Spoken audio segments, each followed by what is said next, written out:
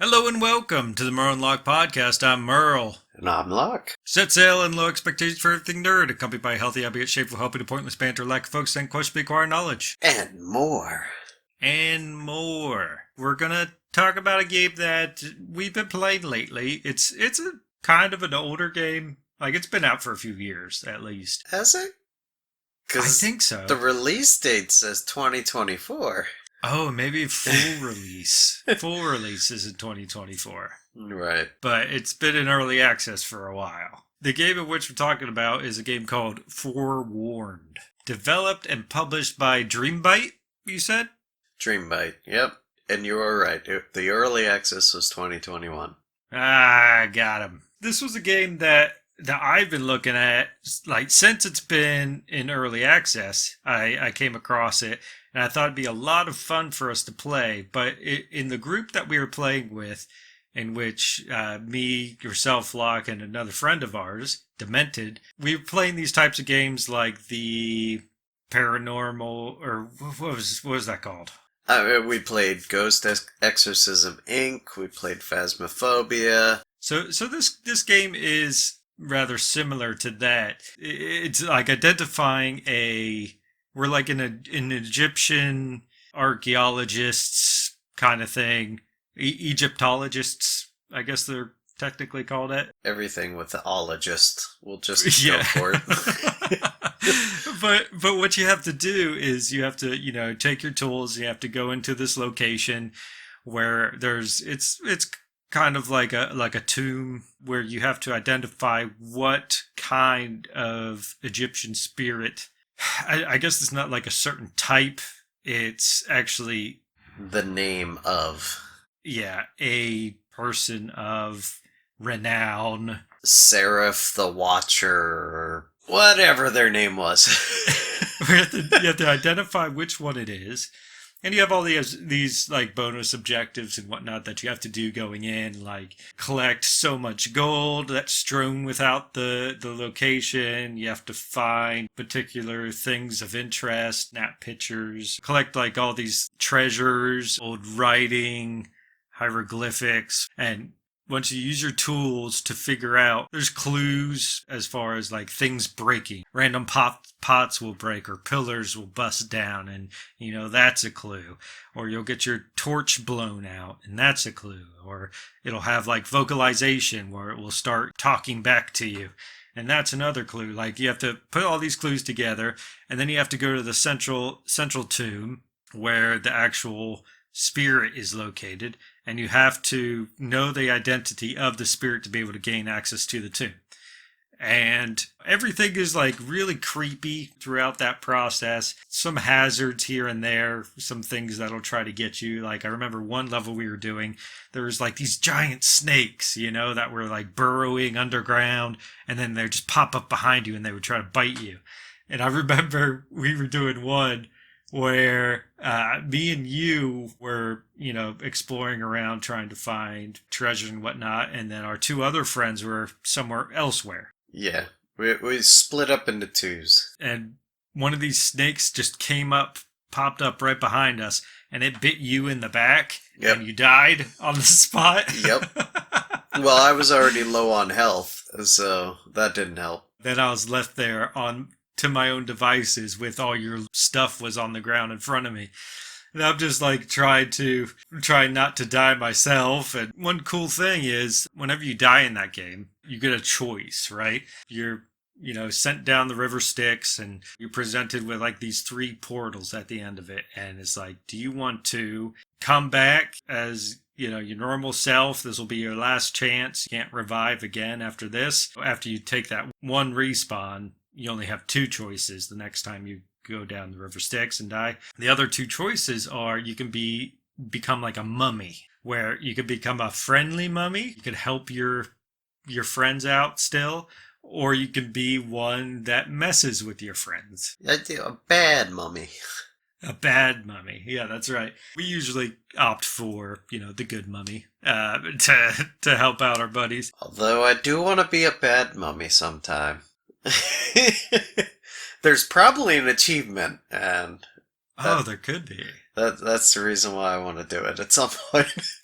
That would be hilarious. Especially if it's like you die because of a friend. Oh, yeah, absolutely. Come back and haunt them.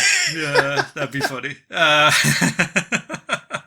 But the funny thing is, one of the most hilarious things is when you come back as a mummy, you have a very distorted voice where it gets like all deep and almost indiscernible. It's very difficult to communicate as the mummy. Like you can hear your buddies just fine, but when you're the mummy and you talk, because it's like voice activation and whatnot in the game, it's very deep and distorted.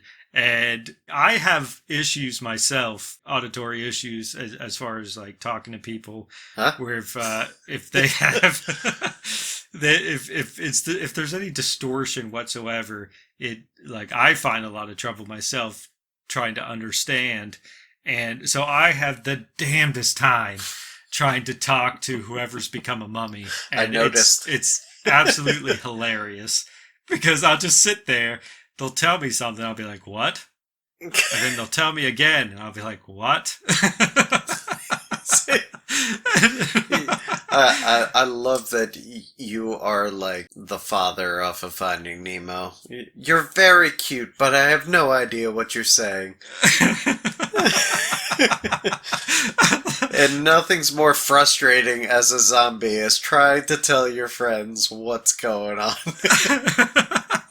And somebody's just going, huh? What? Yeah, it's absolutely hilarious, and I love that aspect of the game wholeheartedly. But as we were saying before, once you gain access to that inner tomb, right? This is where the shit really hits the fan. Okay, so you get in there. There's usually a bonus objective to take a picture of the inner tomb, which we do every time. And then you open up the sarcophagus that's in there. Now, after you open it up, you'll be presented with your main objective, which the mummy that's in the sarcophagus is holding the little treasure piece that you need to extract with. As soon as you pluck this little relic from the cold dead hands of that mummy, the spirit is released.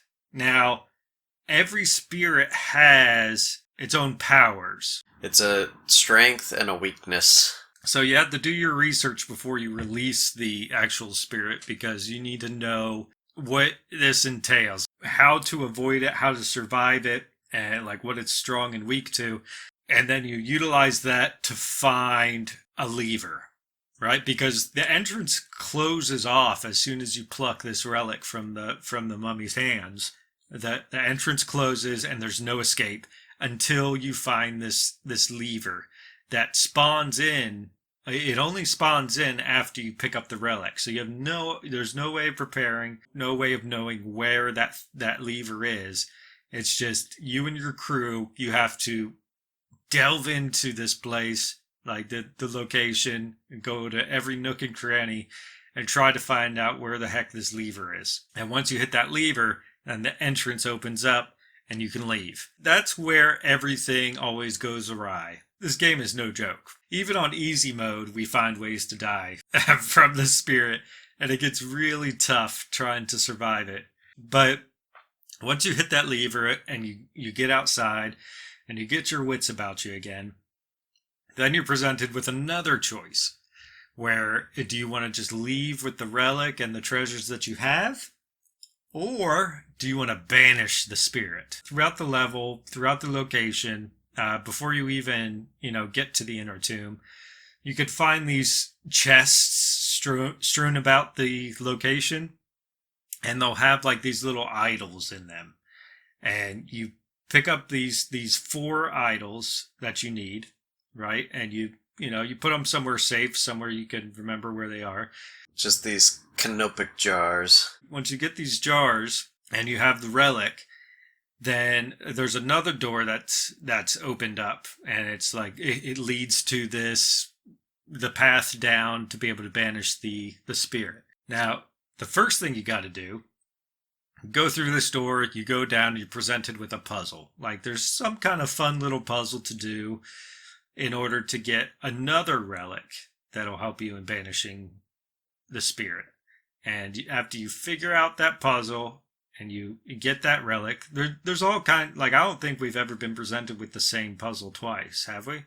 No, honestly. We've had like a light puzzle, we had a floor puzzle before, one where it was like moving squares around to make a certain symbol on the ground. All these puzzles have been very fun. Like, I've enjoyed them a lot. I love doing those little puzzles. And after you get that relic, you have to go through a portal that's nearby, and that takes you to like the banishing room.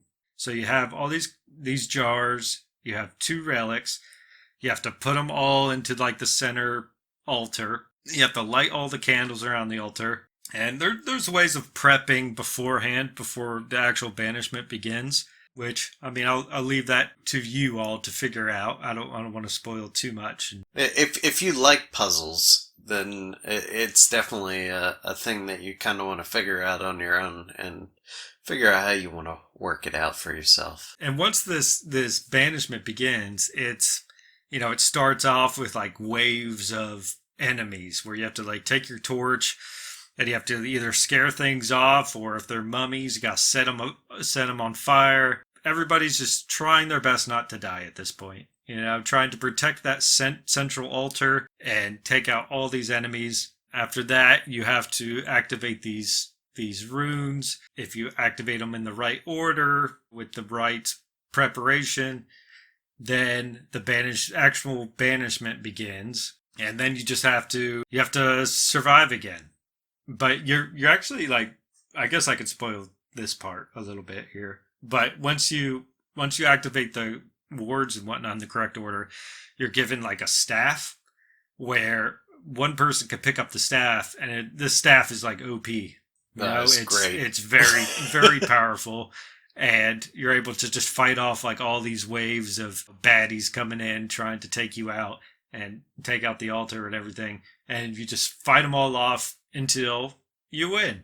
Going through all of this, it takes a while. It's a very extensive process to get everything done and to complete it, as close to 100% as you can, which we enjoy a lot because we don't like to let things go. We like to see how close to 100% we can get.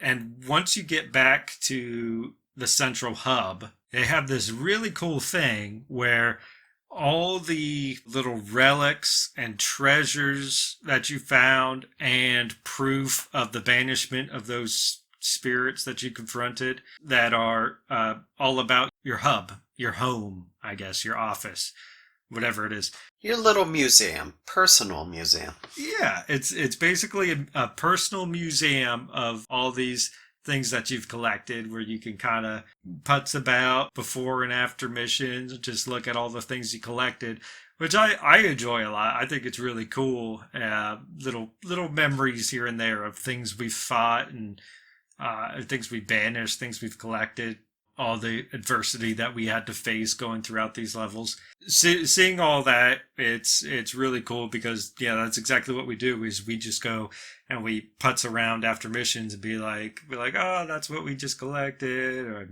remember when we collected that? And there's another room with all the things that we banished and relics we collected.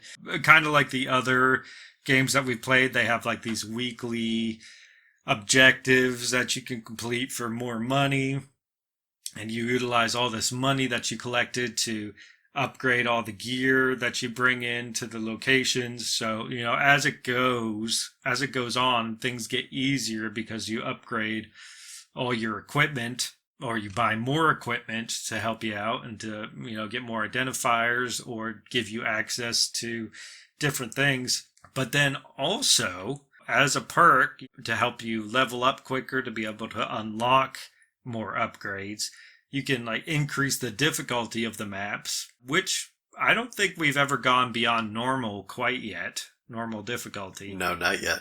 But, we're getting so good at it that we're just going to have to start amping it up. Yeah, we are starting to get pretty proficient in banishing these demons. I remember first time we tried banishing a demon or a spirit. The first time didn't go so well for me. No, it didn't go well for any of us. And I didn't realize that if you chose to come back as a mummy because that was my decision. I came back as a good mummy and didn't choose to come back as a human.